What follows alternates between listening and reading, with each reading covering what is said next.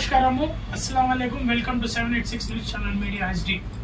ఈరోజు శ్రీ శ్రీ శ్రీ మురళీ మోహన్ స్వామీజీ గారితో ఎక్స్క్లూజివ్గా ఓపెన్ వాయిస్ ప్రోగ్రామ్ 786 మీడియాలో చేస్తున్నాము.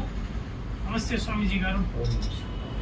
ఈరోజు మా ప్రత్యేకంగా మన ఆఫీస్లో స్వామీజీ గారు వచ్చారు. ఏదైతే స్వామీజీతో ఆయన లైఫ్ ఎలా ఉంది, ఆయన గోల్ ఏంది, ఏం చేయాలి, ఈరోజు నెల్లూరులో స్పెషల్గా వచ్చారు. ఆయన ఎక్కువగా ఢిల్లీలో పెద్ద పెద్ద రాజకీయ నాయకులతో స్వామీజీ గారికి సంబంధాలు ఉన్నాయి. మేము ఫొటోస్ అంతా మాకు పెడతా ఉంటారు వాట్సాప్లో, మేము చూస్తూ ఉంటాం.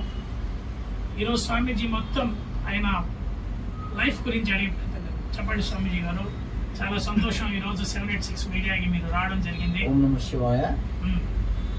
ఈరోజు ప్రత్యేకంగా మన ప్రాంతమైన నెల్లూరు జిల్లాకి మేము రావటం ఇక్కడికి జరిగింది. అయితే మన నెల్లూరు జిల్లాలో ఈ రొట్టెల పండుగ ప్రోగ్రాం అనేది ఇది బారా సాహిబ్ దర్గాలో చాలా అద్భుతంగా జరుగుతుంది. ఇక్కడ కొన్ని లక్షల మంది జనాభా మన బారా సాహిబ్ దర్గాలోకి వస్తూ ఉన్నారు. అయితే ఈ ప్రాంతంలో హిందూ ముస్లిం అనేక కులాలు అందరూ కలిసిమెలిసి అన్నదమ్ముల్లాగా కలిసి చాలా సంతోషయుక్తంగా అందరూ కలిసి ముందుకు కొనసాగటం అనేది ఇక్కడ మన నెల్లూరు డిస్టిక్లో ఇది జరుగుతూ ఉంది. కాబట్టి ఇది ఎల్లవేళలా కూడా ఇదే విధంగా అందరూ కలిసిమెలిసి ఈ యొక్క పండుగ వాతావరణాన్ని అందరూ ఆనందంగా పంచుకొని అందరూ ఇదే విధంగా చేసుకుంటూ ఉండాలని నేను మనస్ఫూర్తిగా కోరుకుంటున్నాను. కాబట్టి మన ప్రాంతంలో ఇప్పుడు ఇక్కడ పాడి పంటలు అన్నీ కూడా సవ్యంగా అన్ని మంచి విధానంలో కొనసాగాలని కోరుకుంటున్నాను. ధర్మబద్ధ ఈరోజు ముఖ్యంగా నెల్లూరు మీరు వచ్చారు, ఎక్కువగా ఢిల్లీలో ఉంటున్నారు మీరు. ఎక్కడ అసలు ఫ్రమ్ ఎక్కడ మీ హౌస్ అంతా ఫ్యామిలీ అంతా ఉండేదైతే మన నెల్లూరు జిల్లా పొదలకూరు మండలం పనగలూరు గ్రామం. తదుపరి మా తండ్రి గారు వచ్చేసి ఆయన కావిలి మండలం చలంచల గ్రామంలో తండ్రి గారి యొక్క నివాస స్థలం. మీరు ఏదైనా దేవాలయం కట్టినారా? లేదు, ఇంకా కట్టలేదు. ఎక్కువగా మీరు ఏ దేంట్లో శివుడు టెంపుల్ ఉంటారా? ఓన్లీ లార్డ్ శివుడు దేవాలయం కట్టాలని ప్రారంభం అనుకుంటున్నాము.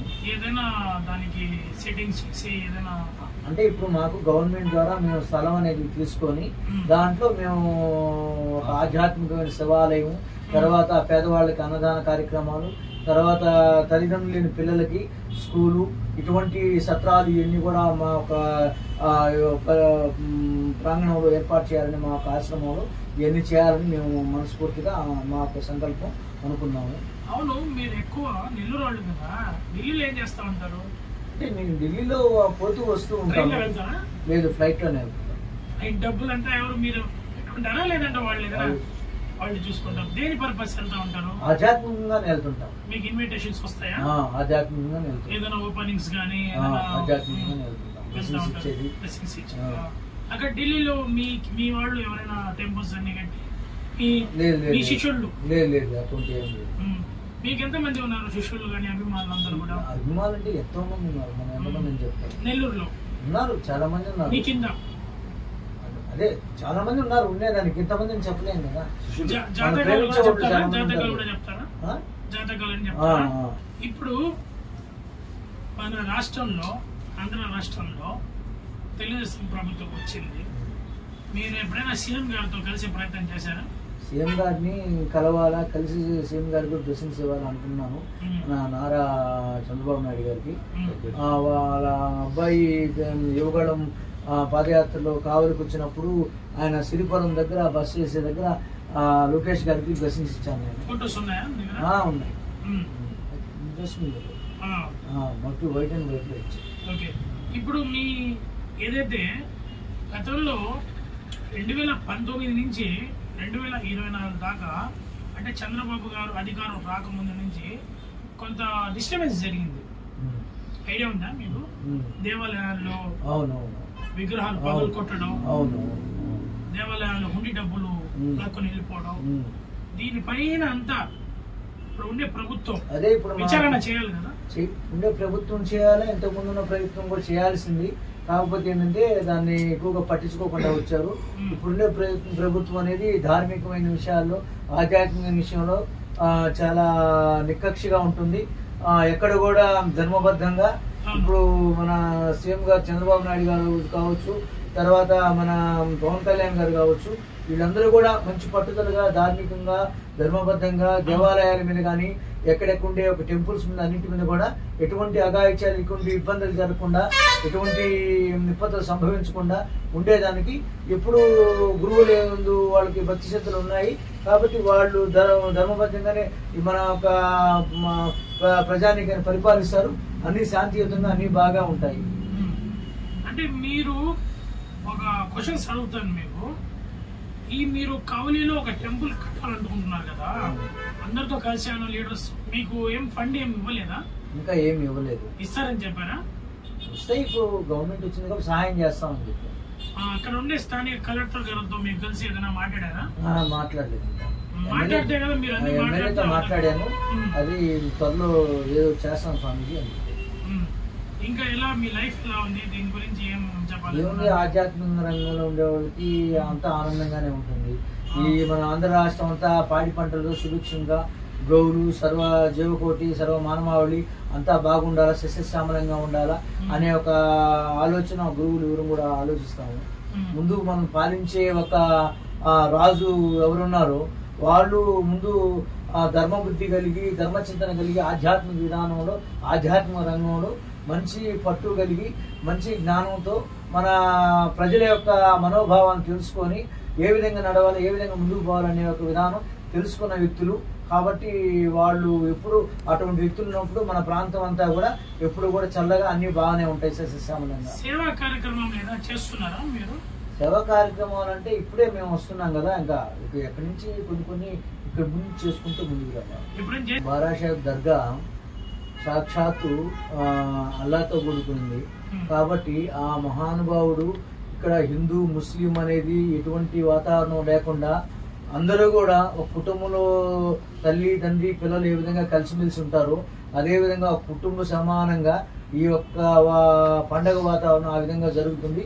మన నెల్లూరు జిల్లాలో, ఆంధ్రప్రదేశ్లో అనేక ప్రాంతాల నుంచి అనేక ప్రాంతీయ వాసులు మన బారాసాహిబ్ దర్గాకి కోట్లాది మంది జనం ఎంతో మంది వస్తున్నారు. ఇక్కడ గవర్నమెంట్ అధికారులు కావచ్చు, జిల్లా కలెక్టర్ కావచ్చు, ఎస్పీ గారు కావచ్చు, అనేక మీడియా ఛానల్స్ వారు కావచ్చు, అందరూ కూడా సహకరించే దాంట్లో అన్ని విధాల అన్ని కోణాలలో కూడా ఇక్కడ వచ్చిన ప్రతి వ్యక్తులను కూడా అందరినీ కూడా కంటికి రెప్పలా కాపాడుతూ వచ్చిన వారికి ఎటువంటి ఇబ్బందులు లేకుండా కావాల్సిన సదుపాయాలన్నీ కూడా ఏర్పాటు చేస్తూ ఇక్కడ అన్ని చాలా అద్భుతంగా ఏర్పాటు చేయడం. ఇక్కడ మన మంత్రి నారాయణ గారు కావచ్చు, ప్రతి ఒక్క వ్యక్తులు మన వేమిరెడ్డి ప్రభాకర్ రెడ్డి కావచ్చు, శ్రీధర్ రెడ్డి కావచ్చు, అజీజ్ బాయ్ కావచ్చు, ఇట్లా అందరూ పెద్దలు ఎంతో మంది ఉన్నారు, చెప్పుకుంటా బట్టి ఎంతో మంది ఉన్నారు. కాబట్టి మహానీయులందరూ మహోన్నతమైన ఒక దైవ కార్యక్రమానికి, దైవ సంకల్పంతో కూడుకున్న విధానానికి నలుగురు సహకరించి నలుగురు ఆ విధానంలో ఆనందంగా పాల్పంచుకోవటం అనేది అది నిజంగా మా ఆంధ్రప్రదేశ్లో, మా నెల్లూరు జిల్లాలో బారాషాహిబ్ దర్గాలో మేమంతా చేసుకున్న పూజాపరం అది ఎంతో సంతోషదాయకంగా ఉంది, మాకెంతో ఆనందంగా ఉంటుంది. ఢిల్లీలో మీరు వెళ్తా ఉంటారు కదా, అక్కడ లీడర్స్ కలిసి ఏదైనా వాళ్ళు మీకు హెల్ప్ చేశారా? ఎవరితో కలిసారు మీరు? సెంట్రల్ మినిస్టర్ పురుషోత్తం రూపాలతో కలిసాము.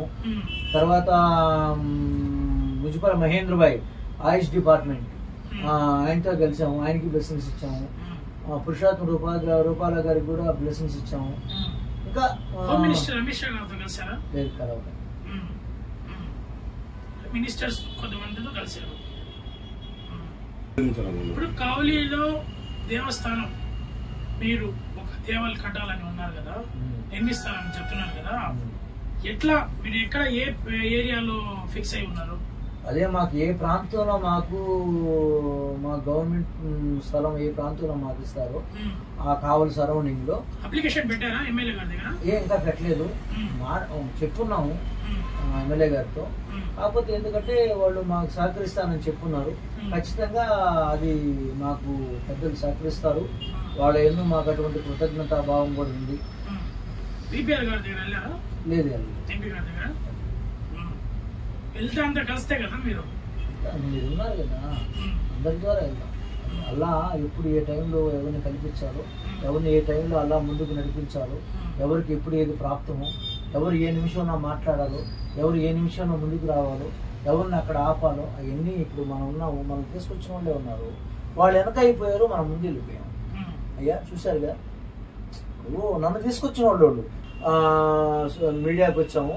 ఇక్కడ ఏంటంటే 786 మీడియాలో పేదవాళ్ళకి, చాలా ఆర్థికంగా ఉండే వాళ్ళకి, ఇబ్బందులు, మానసికంగా బాధపడే వాళ్ళకి, ఎటువంటి విధానంలో కూడా ఎటువంటి ఆహార పదార్థాలు అందని వ్యక్తులకు కూడా మన ఫయాజ్ గారు ఇక్కడ 786 ఒక ఛానల్లో ఇక్కడ అందరికీ కూడా ఎవరి ఇబ్బందులు ఉన్నా వాళ్ళకి పోయి ముందుకెళ్ళి వాళ్ళకి కులమత భేదాలు అనేది లేకుండా అందరికి సహకరించడం అనేది ఇది చాలా సర్వమానవత్వంతో కూడుకున్న విధానం.